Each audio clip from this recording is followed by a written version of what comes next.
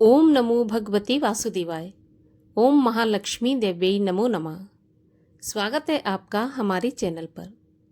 आज के इस वीडियो में हम आपको सुनाएंगे अक्षय तृतीया व्रत की कथा।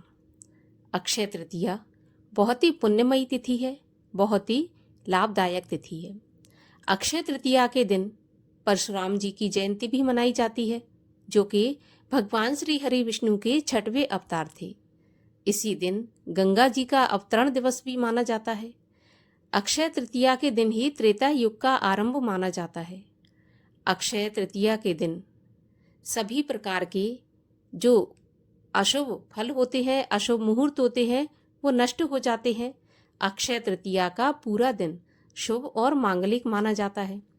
अक्षय तृतीया के दिन ही श्री बांके बिहारी जी के मंदिर में पट खुलते हैं और चरणों के दर्शन किए जाते हैं। अक्षय तृतीया के दिन बद्रीनाथ जी के भी पट खुलते हैं। कहने का अर्थ ये है कि अक्षय तृतीया के समान कोई तिथि नहीं है।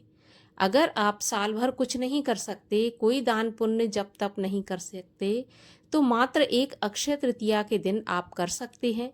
दान जप पुण्य जो भी करना चाहें वो आपके इस जन्म में तो आपको फलदायक होगा ही होगा। अगले जितने भी जन्म आप लेंगे उसमें एक ब्याज की तरह ये आपको मिलता रहेगा। तो अक्षय तृतीया के दिन, इस पुण्यमयी तिथि के दिन दान अवश्य करें। दान आपको क्या करना है ये आपको आगे जब आप कथा सुनेंगे उसमें पता चल जाएगा। और हमारे चैनल पर सभी प्रकार की व्रत कथाएं सुनाई जाती हैं।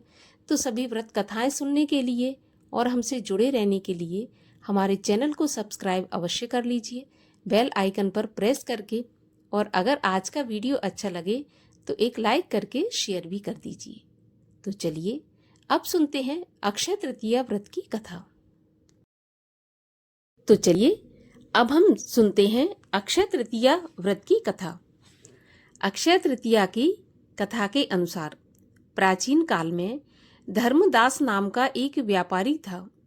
धर्मदास अपने परिवार के साथ एक छोटे से गांव में रहता था। वह बहुत ही गरीब था।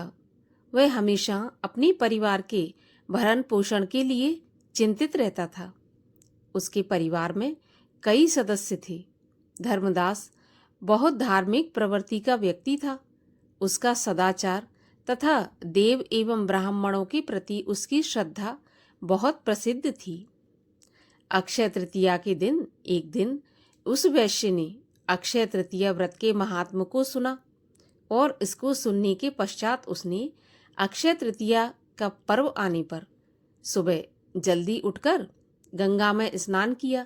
स्नान करने के बाद विधि पूर्वक देवी देवताओं की पूजा की और सारा दिन व्रत रखा।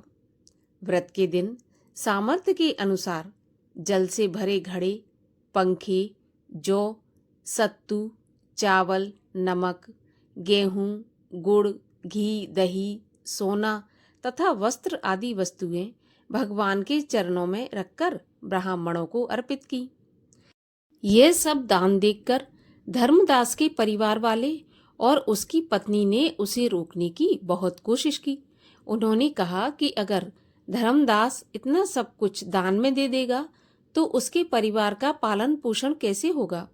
फिर भी धर्मदास अपने दान और पुण्य कर्म से विचलित नहीं हुआ और उसने ब्राह्मणों को कई प्रकार का दान दिया। उसके जीवन में जब भी अक्षय तृतीया का पावन पर्व आया, प्रत्येक बार धर्मदास ने विधि विधान से इस दिन पूजन किया, दान किया, व्रत आदि कर्म किया। अनेक रोगों से ग्रस्त तथा बूढ़े होने पर भी उसने उपवास करके धर्म कर्म और दान पुण्य किया।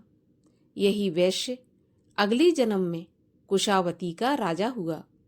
ऐसी मान्यता है कि अक्षय तृतीया के दिन किए गए दान पुण्य व पूजन के कारण वह अपने अगले जन्म में बहुत धनी एवं प्रतापी राजा बना।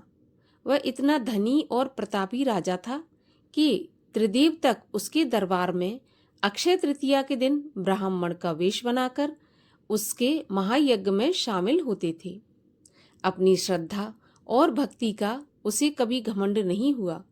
वह प्रतापी राजा महान एवं वैभवशाली होने के बावजूद भी धर्म मार्ग से कभी भी विचलित नहीं हुआ। जैसे भगवान ने धर्मदास पर अपनी कृपा की, वैसे ही जो भी व्यक्ति इस अक्षय तृतीया की कथा का महत्व सुनता है और विधि विधान से पूजा एवं दान आदि कर्म करता है, उसे अक्षय पुण्य एवं यश की प्राप्ति होती है। बोलिए भगवान श्री लक्ष्मी नारायण की जय।